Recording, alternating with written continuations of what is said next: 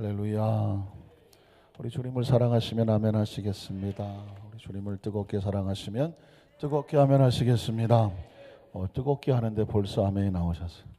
우리 안산교회 성도들은 늘 주님을 사랑하고 그 사랑 안에 있으며 사랑을 확신하고 오늘도 사랑에 이끌려서 하나님 앞에 나와서 사랑의 마음으로 하나님 앞에 귀한 예배를 드리는 줄로 믿습니다. 우리 자국에서 한번 축복하실까요? 예수님 안에서 당신에게 좋은 일을 하고 있습니다. 당신은 잘 되고 있습니다.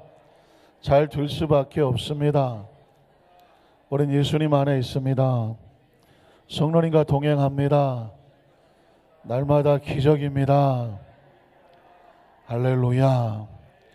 요즘 여러분 언론을 보면서 뭔가 또 충격을 우리가 받지 않습니까? 많은 사람들이 옳다고 말하면 그게 옳은가 보다라고 여론에 많이 따라다니기도 하고, 내 생각과 달라도 그 사람들이 많이 좋아요를 누르면 좋은가 보네. 또 내가 보기 좋아도 많은 사람들이 안 좋아요라고 막 온라인상에서 막 몰아붙이면 안 좋은가 보다. 여론에 의해서 모든 잣대가 이루어진 줄 알았더니 요즘은 그걸 기가 막혀 알고 여론도 뭐 하더라? 조작하더라고요. 조작하죠. 기계로 조작을 하는 그런 시대가 됐기 때문에 일찌감치 예견된 것이기도 하죠. 일찌감치 사람은, 우리 크리스찬들은 사람들이 우르르 몰려가서 그 얘기가 옳다고 해서 그게 진리는 절대로 아니죠. 우리는 예수님께서 우리의 진리가 되는 줄로 믿습니다. 더더욱 이런 것들이 우리가 세상에서 사람들의 소리에 귀를 기울이고 사람들이 몰려간다고 해서 그게 옳은 것이 아니다. 절대 진리는 예수 그리스도 하나님 안의 말씀이고 계명인 줄로 믿습니다. 기억하십니까? 성경에 오래전에 그랬잖아요. 예수님께서 오병이의 기적을 베풀으셨을 때 많은 사람들이 찾아왔습니다. 그리고 날마다 예수님을 따랐습니다. 그랬더니 예수님께서 기적을 또 행하지 않으시니까 사람들이 우르르 다 떠나갔습니다. 내 살과 피를 먹고 마시라고 말하니까 이 말은 어렵다고, 이 사람이 지금 무슨 소리 하는지 모르겠다고 예수님을 다 떠나지 않습니까? 그때 예수님께서 제자들에게 뭐라고 말하죠? 너희도 가려느냐라고 말하죠. 왜? 사람들이 막 떠나니까. 예수님을 욕을 하기도 했겠고, 저 또라이 아니야 저거, 무슨 살과 피를 먹고 마시라고 그러고, 이해도 안 되고 또 듣도 보도 못한 소리 한다고, 우리가 잘못 찾아왔나 봐, 메시아인 줄 알았더니 무슨 소리야 라고 말할 수도 있잖아요. 그러니까 예수님께서 제자들에게 너희도 가려느냐. 그때 베드로가 그런 말을 하죠. 의리 때문에 남아있겠습니다. 그런 소리 하던가요? 아니죠. 영생의 말씀이 누구에게 있으니? 주께 있으니 우리가 어디로 가리울까 라고 말을 합니다. 그래서 우리 세상 여러 가지 많은 것들은 앞으로도 더 희한하고 정말 깜짝 놀랄 일들이 많이 벌어질 수 있겠지만, 크리스찬은 세상의 소리에 귀를 기울이는 것이 아니고 그것 때문에 일희일비 울고 웃는 것이 아니라, 우리는 이제까지 하나님의 말씀을 믿었고 말씀 안에 있으며 말씀이 우리의 삶을 인도하는 진리가 되고 빛이 될 것을 믿습니다. 여러분, 오늘 찬양을 한 장 드리길 원하는데, 그래서 세상은 참 캄캄하고 사나운 바람이 부는 황량한 바다와 같구나. 이 찬양을 아마 처음 불러보신 분도 계실 거고 익히 알고 계신 분도 계실 텐데, 약간은 한국적인 가락에 의해서 작사가 되고 작곡이 되어져서 이 캄캄한 밤에 제자들이 어찌할 바를 모를 때 주님이 오셔서 풍랑과 바다를 잠잠케 하시는 그런 성경적인 구절을 가지고 작사되고 작곡된 곡입니다. 이 찬양을 함께 고백하면서 우리 마음에 어둠이 있고 캄캄함이 있다면 오늘 찬양 가운데 마음이 편안해지고 또 주님이 주시는 위로와 소망이 함께 했으면 좋겠습니다. 같이 한번 찬양하겠습니다. 캄캄한 밤 사나운 바람 불 때 만경창파 망망한 바다에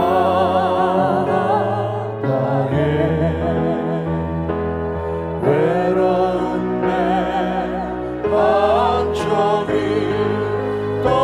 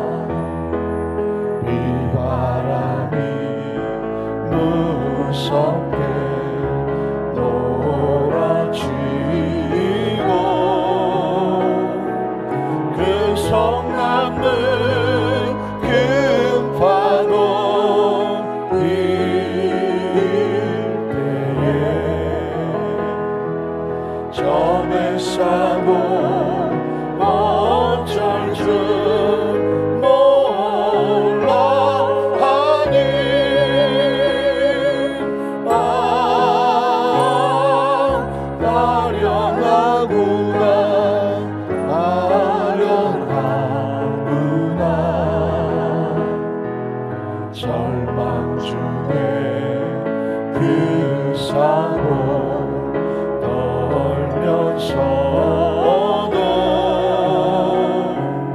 한 줄기 밝은 빛 보고서 배 안에도 하나님 계신 믿고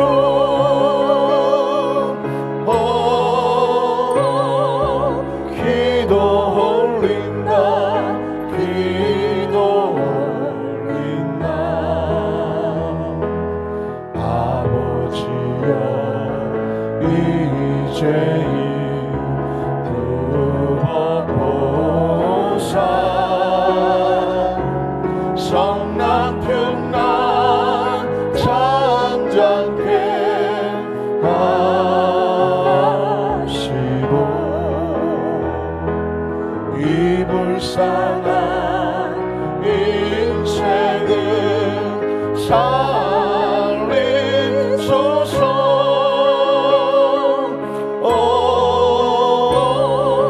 우리 하나님 우리 하나님 모진 나라 또 험한 그 물결이 새 아무리 성내어 넘쳐도 권능에서 그노를 쫓으시니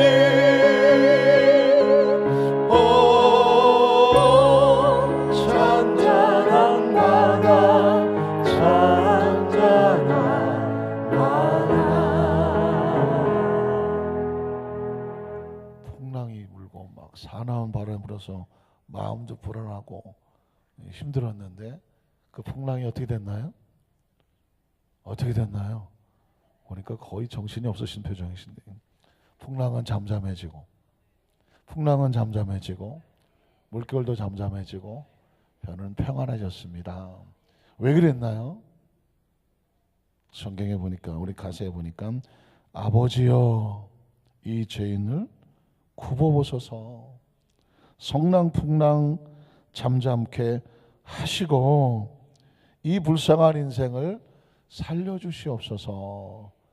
그랬더니 3절에 보니까 이런 찬양이 있네요. 배 안에도 하나님이 계심을 믿고. 한번 따라 하실까요? 배 안에도 하나님이 계심을 믿고. 지금 우리의 삶의 모습을 마치 성난 파도와 캄캄한 밤 거센 물결이 항해하는 자그마한 배 한 척에 비유를 했습니다. 그러니 얼마나 불안하겠습니까? 얼마나 흔들리겠습니까? 얼마나 앞이 캄캄하겠습니까? 그럼에도 불구하고 하나님의 사람들이 요동치 않고 흔들리지 않을 수 있는 이유는 뭐냐면 그 안에도 누가 함께 하신다? 하나님이 함께 하신다는 거죠. 기억하십니까? 오늘 이 찬양이 우리에게 아마 여러분 조금 낯설기도 하실 수도 있고 이미 알고 계신 찬양이기도 할 텐데 일반적으로 잘 불려지지 않는 찬양이에요. 그럼에도 불구하고 약간 국악적이죠. 국악적 딴따닥 짝짝 웅장하죠. 그러면서도 이 단조적인 의미가 있어서 우리의 마음에 간절함이 심겨져 있는 그런 찬양입니다. 우리 한 3절부터 한 번 더 불러볼까요? 절망 중에 그 사공 떨면서도 한 줄기의 밝은 빛 보고서 배 안에도 하나님 계심을 믿었더라. 우리 함께 고백하겠습니다. 절망 중에 그 사고 떨면서도 한 줄기의 밝은 빛 보고서 배 안에도 하나님 계심 믿고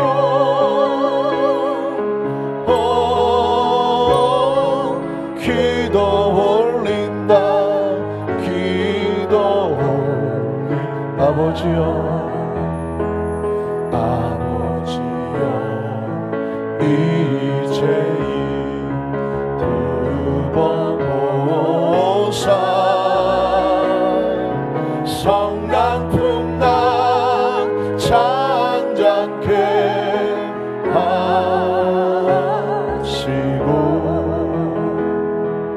이 불쌍한 인생을 살리소서.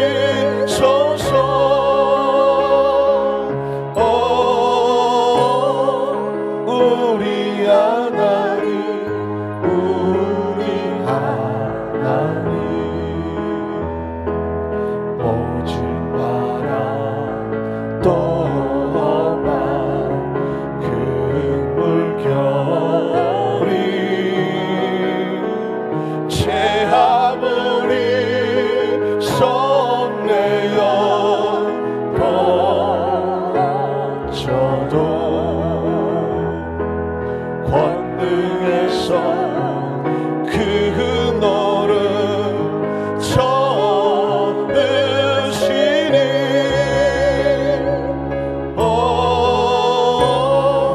잔잔한 바람 잔잔한 할렐루야.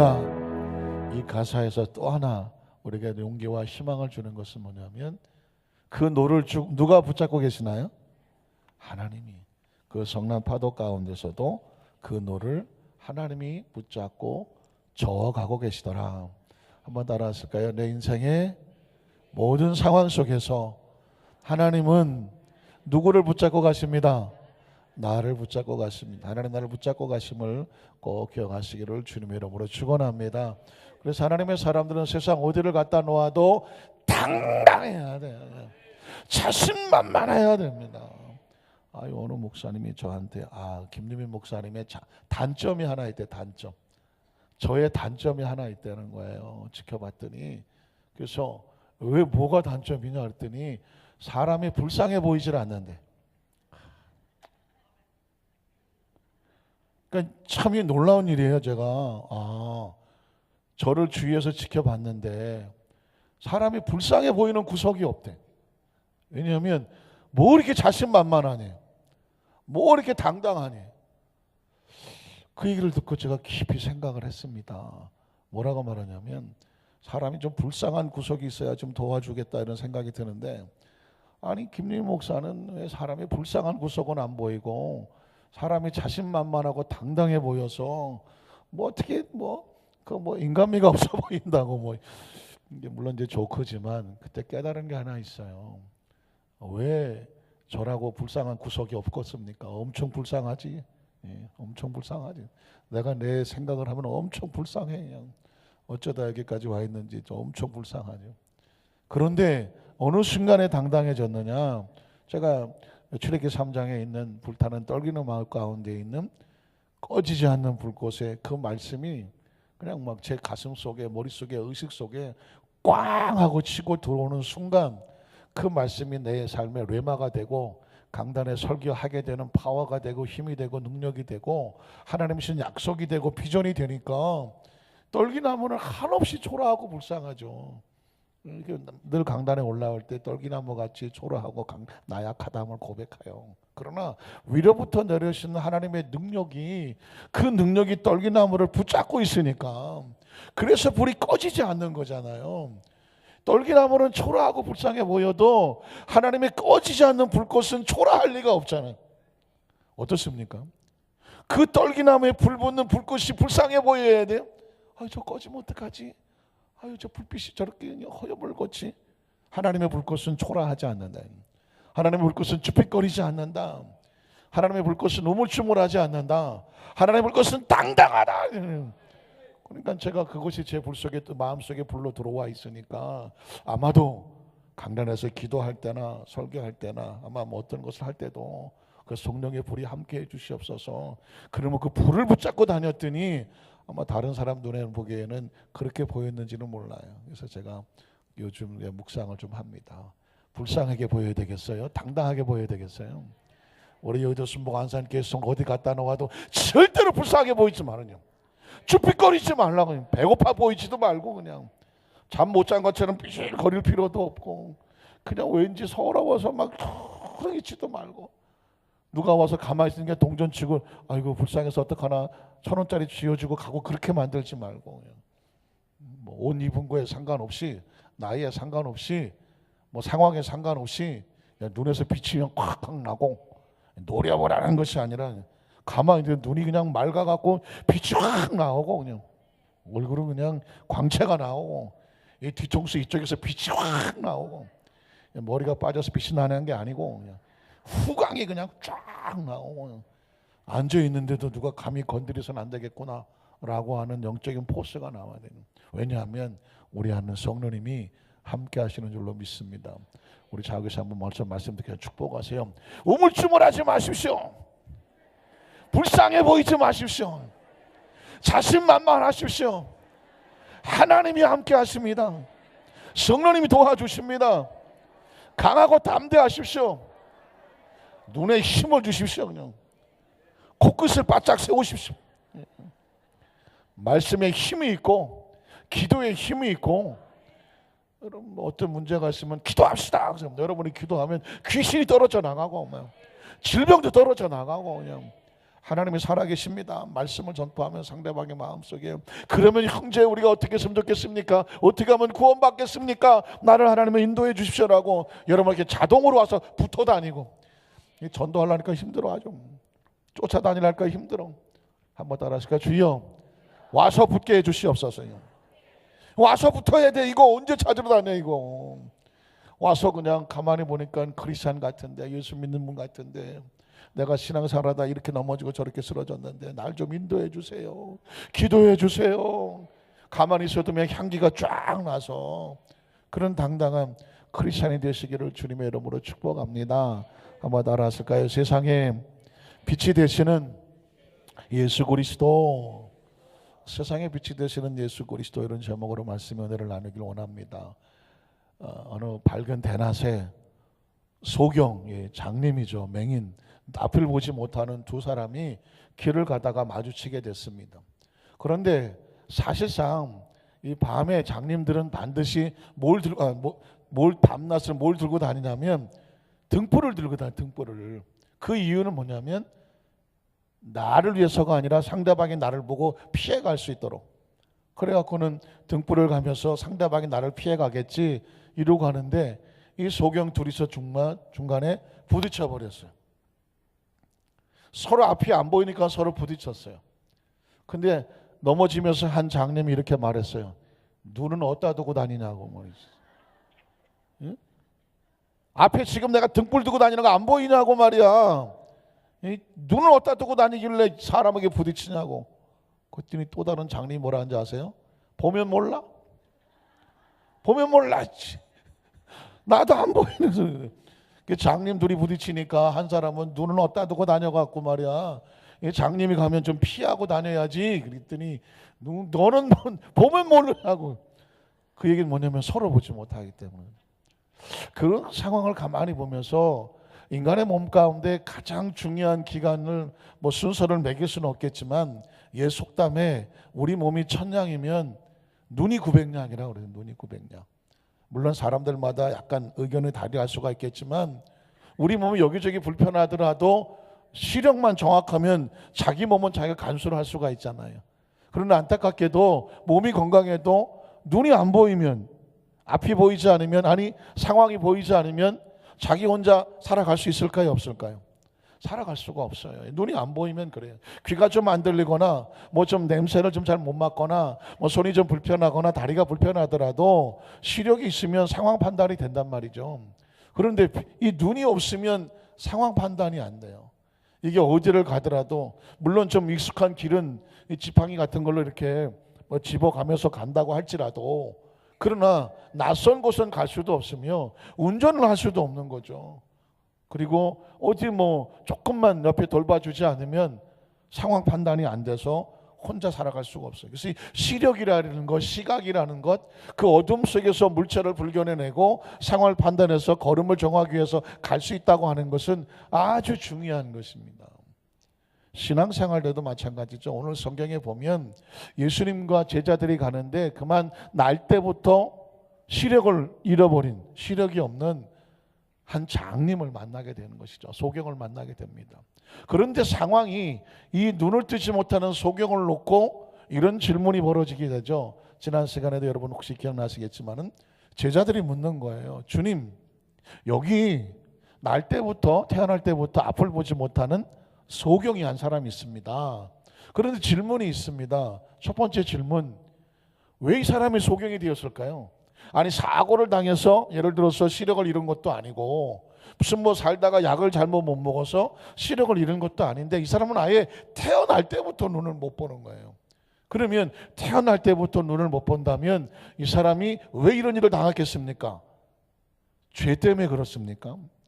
이 사람이 죄 때문에 시력을 못 봅니까?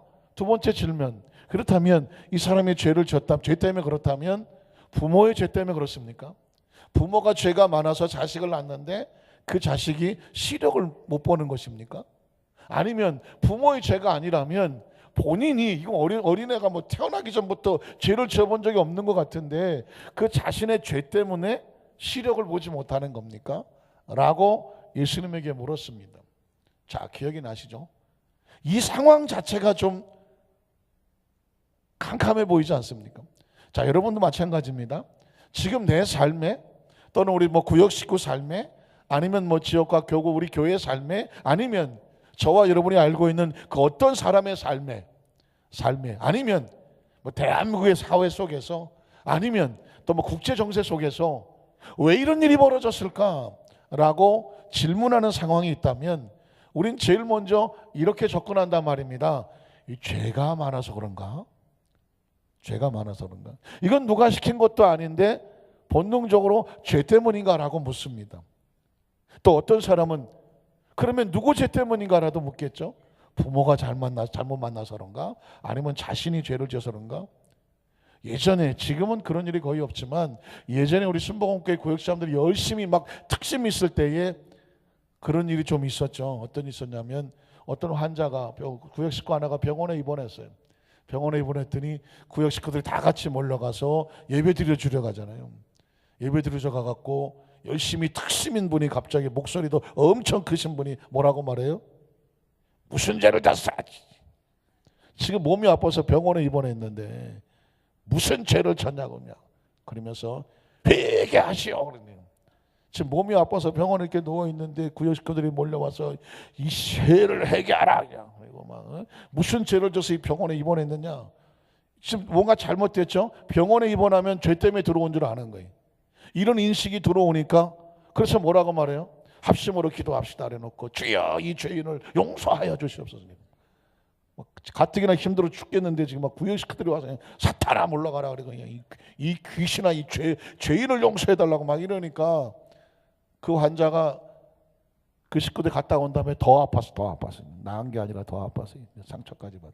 그래서 한동안 절대로 병원에 가서 신방 가서 회개하라 뭐 사람을 죄인 취급하지 마라 그런 걸 그 지구역장들을 교육을 시켰어. 왜 그런지 아십니까? 왜 그랬어? 그 지역장님이나 구역장님은 왜 가서 그 사람 붙잡고 이 죄를 회개하라고 말하고 죄인아 그랬을까요?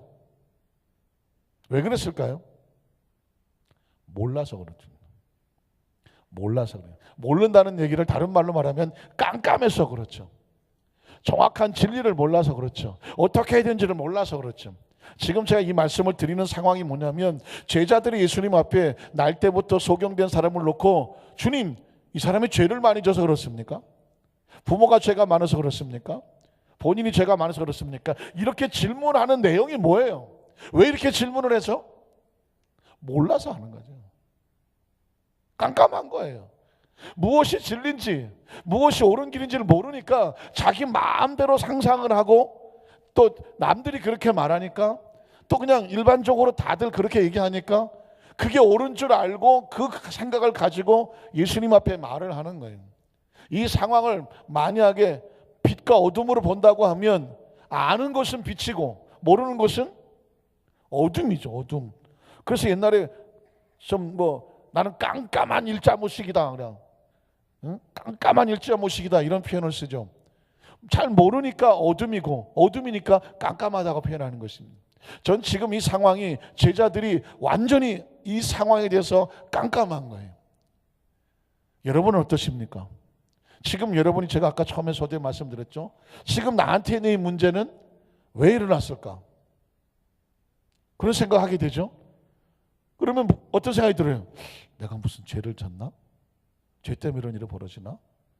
스스로 반성하고 성찰하는 것은 옳아요. 혹시 내가 하나님과 관계에서 잘못됐나? 이건 옳은 거예요. 이건 옳은 거예요. 그러나 만에 하나 자신이 그렇게 성찰하는 것은 좋지만 다른 사람을 놓고 앉아갖고 저 사람이 무슨 죄를 많이 져서 그렇지? 라고 판단하기 시작하면 여기서부터는 아주 무서운 일이 벌어지는 것이죠. 좀 더 나가서 죄라고 확인한 다음에 회개하시오라고 말했다면 이젠 이 사람은 하나님의 영역을 벗어나게 되는 것이죠. 오늘 성경의 이 상황은 굉장히 중요한 것입니다. 그리고 성경 이야기가 아주 먼 얘기가 아닙니다. 지금 내 삶 속에 내 문제일 수도 있고 우리 가정의 문제일 수도 있으며 우리 구역 식구의 문제일 수도 있으며 내가 아는 모든 사람들의 상황 속에 문제일 수 있어요. 이 문제를 정확하게 알고 이 성전을 나갈 때는 눈이 막 빛이 나서 나가야지 껌껌한 대로 또 나가갖고 사람들 만날 때 어이 저건 무슨 죄 때문에 저러나? 계속 혼자 딴소리하고 모르면서도 아는 것처럼 말하면 여러 사람 죽입니다. 지금 만약에 지금 날 때부터 있는 소경이 눈앞에 있는데 소경을 앞에 두고 제자들이 말을 했다면 정확히 알 수는 없지만 여기 지금 소경이 있어요. 그런데 예수님의 제자들이 예수님 앞에 주님 이 사람이 지금 눈이 안 보이는데 왜 그렇습니까? 그러면 이 소경도 자기도 좀 궁금했을 거 아닙니까? 왜 날 때부터 나는 눈이 안 보이지? 그런데 제자가 묻는 거예요. 예수님의 제자들이 이 사람이 죄 때문에 이렇습니까? 만약에 여러분이 어떤 상황을 당했어요? 병원에 입원했어요? 아니면 무슨 가정에 어려운 문제가 있어요? 지금 생각지 못한 일을 당했어요. 그런데 누가 와갖고 기도하는데 하나님 이 사람이 무슨 죄를 지었습니까? 라고 말하면 여러분 마음이 어떨 것 같아요? 가뜩이나 지금 내 상황이 힘들어 죽겠는데 이 사람이 죄 때문에 그런 거라고 다른 사람이 말한다고. 그때 여러분 기분이 어떨 것 같아요? 커다란 절망과 상처가 다가오죠. 좀 더 나가서 죄 때문이라고 속단을 하고 이 사람의 죄는 부모 때문입니까? 자신의 죄입니까? 라고 말을 막 해대기 시작하니 여러분 이 제자들의 말이 아주 무서운 말인 거예요. 그리고 전혀 알지도 못하며 자기가 깜깜한데 자기도 모르면서 막 함부로 말을 해대고 있는 것이죠. 마치 소경이 소경을 인도하려고 하는 것과 같다는 것입니다. 제가 이 상황을 설명하느라고 지금 내가 열심히 막 침을 튀겨가면서 막 주둥아리 대빨 막 나와가면서 눈알을 부레려가면서 얘기를 하죠. 왜냐하면 이게 상황이 어둠인 거예요. 이 사람이 소경인데 눈이 소경인 것은 괜찮아. 눈이 소경인 것은 그 사람이 그것 때문에 다른 사람을 불편하게 하지는 않아요. 그러나 영적으로 어두운 소경인 사람이 뭔가 아는 것처럼 상대방을 비판하고 정죄하고 손가락질하면서 그 사람의 죄 때문에 그런 거라고 하면서 몰아붙이면 이건 더 무서운 결과를 가져온다는 것입니다. 자, 이런 상황에 있을 때 예수님께서 빛을 비추기 시작하는 것입니다. 예수님께서 뭐라고 빛을 비춥니까? 요한복음 9장 4절 한번 볼까요? 자, 때가 아직 낮음에 나를 보내신 이의 일을 우리가 하여야 하리라. 자, 그러면서 나를 보내신 이의 일을 우리가 하여야 하리라. 이 얘기는 뭘까요? 나를 누가 보내셨죠? 하나님이 보내셨습니다. 하나님께서 오셔서 무슨 일을 해야 되냐면 이 어둠에 갇혀있는 사람들에게 빛을 주어서 왜 그런 일이 벌어지는지를 가르쳐 줘야 되는 것이죠. 예수님의 제자들조차도 사람이 병들면 죄 때문에 그런 거라고 그렇게 인식하고 살았다면 그때 당시 모든 사람들은 다 그렇게 하고 살았을 거예요. 그때 당시 모든 사람들은 인간의 삶에 벌어진 나쁜 일들은 그 사람의 죄거나 부모의 죄라고 생각하고 몰아붙이고 살았을 거라고. 뒤집어 말하면 이 맹인 자체도 그렇게 생각했을 거예요. 나는 죄가 많아서 병이 맹인이 됐구나. 이 죄는 부모가 잘못을 해서 내가 부모를 잘못 만나서 이런 죄의 대가로 장님이 됐구나. 아니면 보니까 부모님은 착한데 내가 날 때부터 무슨 죄를 졌는지 하나님을 안 믿으니까 불교식으로 말하면 전생에 죄가 많아갖고 내가 이 생에는 이런 소경으로 태어났구나. 자기 운명과 팔자를 절망할 수밖에 없는 것이죠. 그런데 예수님이 뭐라고 말해요? 예수님이 가라사대 이 사람의 죄는, 이 사람의 소경된 것은 뭐가 아니고 죄 때문에 그런 게 아니고, 죄 때문에 그런 게 아니고. 자, 그러면 이 죄라고 믿었던 이 어둠이 떠나가는 게 보입니까? 죄 때문에 그런 게 아니고, 부모의 죄도 아니고, 본인의 죄도 아니고, 무엇 때문에 이 사람이 소경이 됐어요? 하나님이 자신의 일을 나타내려고 한다는 것입니다. 여러분, 이 말로 인하여 이 사람은 더 이상 죄인으로 취급받지 않아도 됩니다. 확실합니까? 이 사람의 부모는 더 이상 나 때문에 내 새끼가 이렇게 됐다라고 하는 그 오해와 그 많은 손가락질로부터 더 이상 시달리지 않아도 됩니다. 그리고 이 사람은 내가 태어나기 전부터 무슨 죄를 저졌는지 어쨌든 간에 내 죄로 인해서 지금 이런 운명과 팔자를 만났다고 스스로 자책하지 않아도 됩니다. 왜? 누가 그렇게 말했나요? 예수님이 그렇게 말씀하셨어요. 그러니 그 소리를 듣는 순간 부모도 자유하고 본인도 자유하고, 비록 내가 소경이 돼서 눈이 보이지 않지만 그 자체가 죄가 아니에요. 그 자체가 아니에요. 장애를 가져서 불편할 수는 있으나 그 장애로 인해서 다른 사람에게 손가락질을 당하거나, 아니 저 사람이 뭐 죄가 많은 거나 어떤 비판을 당하거나 정죄를 당해야 될 이유가 하나도 없는 거예요. 그러니까 그 자체는 하나님께서 비록 장애를 주셨지만 그 장애가 있음으로 해서 오히려 하나님께서 그를 통해서 뭔가 하시고자 하는 하나님의 도구로 쓰임받을 하나님의 작품인 거예요. 믿으십니까? 그러니까 눈이 좀 불편할 수는 있으나 그 눈이 떠짐으로 인하여서 누구를 통해서? 예수님을 통해서, 눈이 떠짐을 통해서 하나님은 소경도 뭐 하신다? 고쳐주신다. 잃어버린 시력을 회복시켜 주신다. 어두움에서 밝음으로 인도해 주신다. 그분이 누구다? 하나님이다. 믿으십니까? 자, 그러면 제가 아주 그냥 독한 결론으로, 예수님이 십자가에 못 박아 죽으셨습니다. 누구의 죄 때문에? 예수님 자신은 죄가 있나요, 없나요? 죄가 없죠. 많은 사람들은 예수님을 죄인 취급했습니다. 저게 죄가 많아서 그 십자가를 진다고 생각했습니다. 그래서 무덤에 장사된 바 되었습니다. 그러나 실상은 예수님이 죄가 있었나요, 없었나요? 없었죠. 그의 부모 요셉과 마리아가 죄가 있었나요, 없었나요? 예수님 나면서 그들의 죄로 된 것이 아니란 말입니다. 예수님 죄도 아니고 그 부모의 죄도 아니에요. 그러면 한 가지 남은 게 뭐예요? 그 예수님의 십자가에 죽으시고 부활하신 사건을 통해서 누구의 일을 나타나시려고 하는 거예요? 하나님의 일을 나타내시려고 하는 거예요. 그래서 그분은 죽으셨으나 부활하신 거죠. 믿으십니까? 그러니까 십자가에 처형돼서 돌아가시는 사건조차도 하나님의 일을 나타내시려고 하는 것이지 예수님이 죄인이라서 그렇게 당하신 것이 아니라는 것입니다. 믿으십니까? 이 상황이 저와 여러분에게 빛이 되는 거예요. 자, 저와 여러분의 지난 삶 속에 제가 정리를 해드릴게요. 가끔씩 그런 생각이 들죠. 내가 내 삶 속에 왜 나한테 이런 일이 일어났을까? 평범하게 생각하는, 태어나서 뭐 어떻게 하고 어떻게 살아가야 이 정상인데 왜 나는 어렸을 때 생각지 못해 이런 일을 당했을까? 왜 나는 자라는 과정 속에서 우리 부모는 이랬을까? 나는 왜 자라면서 우리 집은 넉넉하지 못했을까? 나는 왜 자라면서 충분히 경제 넉넉하지 않아서 남들이 할 수 있는 걸 나는 못하며 살았을까?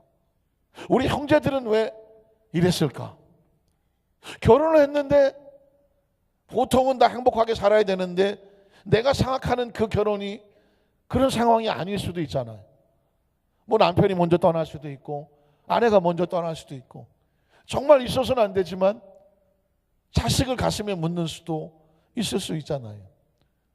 그런 일을 당하게 되면 왠지 나는 위축이 되고 나는 뭔가 죄를 지은 것 같고 나는 뭔가 다른 사람들보다 괜히 뭐 기가 죽은 것 같고 이런 상황을 본인이 갖게 돼요. 왜? 그러냐면 사회적인 분위기가 이렇게 몰아갈 수도 있다는 것이죠. 지금 이 상황 속에서도 내가 예수 믿고 하나님의 자녀가 이렇게 왔는데 내 삶의 현장이 생각보다 보통 세상의 기준으로 봐갖고 내가 이렇게 뭐 여유 있거나 넉넉하지 않을 수도 있고 또 여전히 힘든 문제가 있을 수도 있단 말입니다. 이걸 가지고 어떻게 평가할 것이냐? 첫 번째, 절대로 죄라고 평가하지 마라. 이건 누가 한 거냐면 예수님이 하신 거예요. 그러나 만에 하나 자신이 아는 죄가 있어. 자신이 아는 죄가 있어. 자신이 아는 죄가 있어갖고 자기가 알아. 내가 내 죄 때문에 이런 일을 벌였다는 어떤 죄의 근거가 있다면 그건 회개해야 돼. 죄를 지어놓고 잘못을 선택해놓고 잘못된 결과를 가져왔는데 그걸 가지고 이건 내 잘못이 아니야. 이건 하나님이 하신 거야 라고 말한다면 결과는 하나님이 하실지 모르겠지만 그거는 이 상황하고 달라. 한번 따라 죄는 깨닫는 즉시 회개하고 돌아와라. 죄를 지은 사람은 돌아와야 되고 내가 죄를 짓지 않은 상황 속에서 만난 상황은 뭐냐? 죄에 대해서 스스로 죄책감을 갖지 말라는 것입니다. 두 번째, 그건 부모의 죄도 아니고 자신의 죄도 아니다. 그런 사람은 절대로 기죽을 이유 없어요. 그게 어떤 것이 옳고 그런 것인지는 세상적인 기준에 맞출 필요가 없어요. 삶을 살아가다 보면 만나는 여러 가지 평범하지 못한 다른 사람과 똑같지 않은 삶을 만나더라도 기억하십시오. 태어날 때부터 소경인 사람도 다른 사람과 같은 삶은 아니었어요. 더 힘들고 어려운 삶이었어요. 그런데 그 사람의 인생에 대해서 예수님이 이렇게 해석을 해요. 자기 죄도 아니고 부모 죄도 아니야. 하나님은 저 연약한 자를 통해서 하시고 싶어 한 일이 있어. 하나님 일을 나타내려고 하는 거예요. 우리 인생의 가장 최고의 축복은 뭔지 아십니까? 나를 통해서 하나님의 역사가 나타나는 거예요.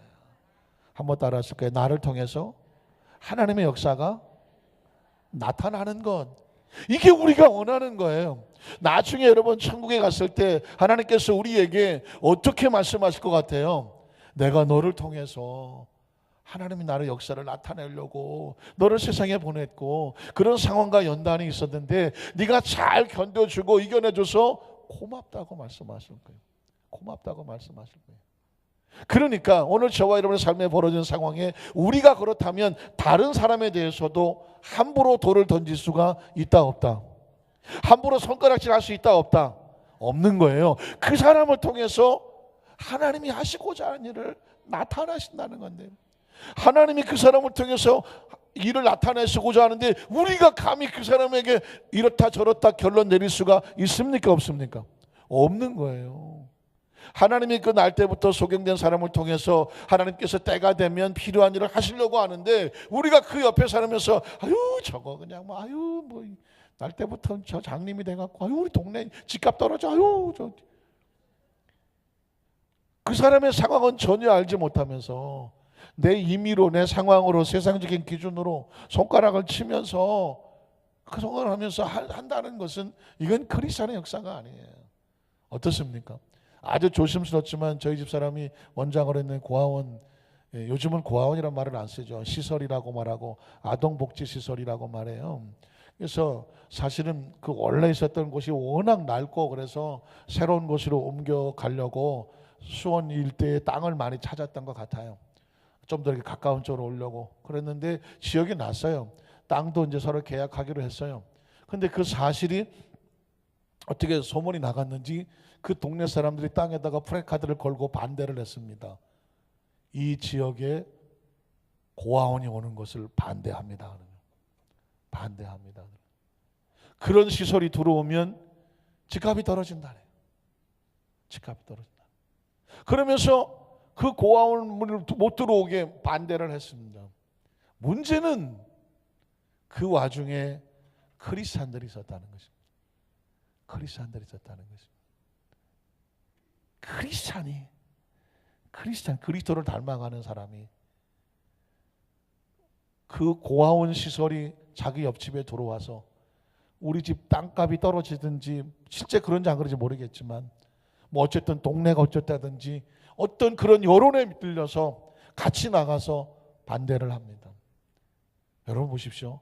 그 아이들이 부모가 없이 아니면 부모에게 버려졌던 아니면 부모 없이 태어날 수는 없지만 어쨌든 어떤 상황이 돼서 그 어려운 과정 가운데 있어요.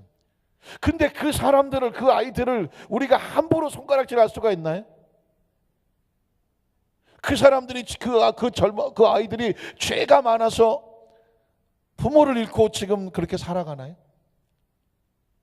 그 부모들이 죄가 많아서 그 자식들이 어려움을 당하나요? 뭐 그럴 수도 있을 수 있겠지만 그러나 그건 그 개인의 문제지 우리가 함부로 부모가 죄가 있다 없다 말할 수가 없잖아요. 누가 누구에게 돌을 던져요?